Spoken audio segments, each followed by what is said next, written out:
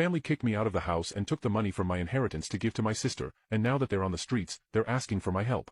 I was the second child of my parents, and, of course, I was not planned. Unlike my sister, who was not only planned but also a girl, and according to my parents, she should be protected at all costs.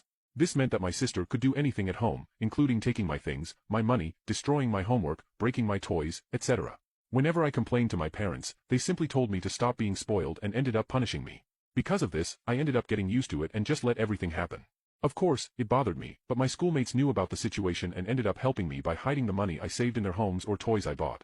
However, one of the worst things that happened due to my parents' behavior was when my grandfather passed away. Unlike my parents, my grandfather liked me a lot. I loved spending weekends at his house, and for me, he was my real father. When he passed away, he left me a significant amount of money, but more importantly, he left several properties he had for me. This happened during my adolescence, and I was happy that he gave me these properties since it meant that when I turned 18, I would have a place to go and finally escape from my family. However, as I was still a teenager, my family was supposed to be the legal guardians of the properties until I turned 18. But contrary to what I thought, when I turned 18, they told me they had already sold all the properties to give the money to my sister, and I couldn't do anything about it. My father is a lawyer, and if I tried to report them, they would just make up something, and nothing would happen. That said, they kicked me out of the house.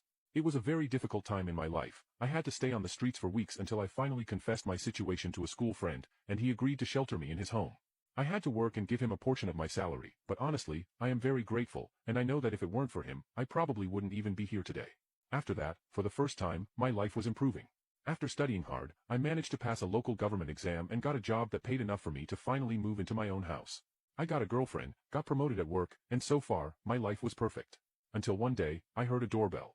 My girlfriend was out of the state for work, so I didn't know who could be visiting me, and to my surprise, when I opened the door, it was my family.